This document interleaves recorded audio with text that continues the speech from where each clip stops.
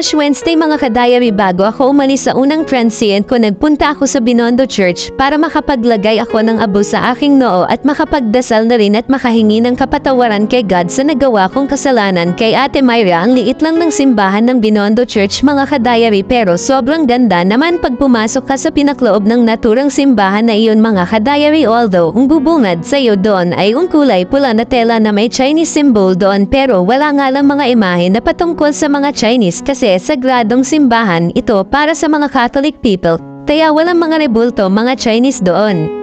Napansin ko rin sa naturang simbahan na yun mga ka-diary, halo na kasi nandun sa loob mismo ng Binondo Church Catholic and Chinese team ang naturang simbahan na yun mga ka-diary. Sa palagay ko lang ay dahil nakapalibot ang naturang simbahan na iyon sa tinatawag nila sa Manila na Chinatown, na kung saan kalamaitan na nandoon ay mga Chinese people, kaya pati ang simbahan ng Binondo Church ay may Chinese touch na rin sa design ng simbahan mga ka-diary.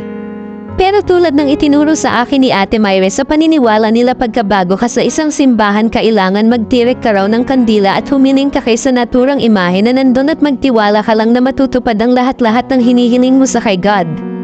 Every time na dumadayo talaga ako sa simbahan, on talaga ang ginagawa ko mga ka-diary, ang magtirik ng kandila sa simbahan at humiling kay God. Tinapos ko ang huling misa nila doon sa Binondo Church mga ka-diary at sobrang gamaan din ang aking pakiramdam kahit konti nung nagdasal na ako doon. Pagkatapos umuwi na rin ako sa transient ko mga ka-diary. So hanggang dito na muna mga ka-diary, ang sunod ko naman na upload ang pagpunta namin sa Jones Bridge na tinatawag eto na ung hilang araw na kasama ko ang mababait na nakasama ko sa unang transient ko mga ka-diary.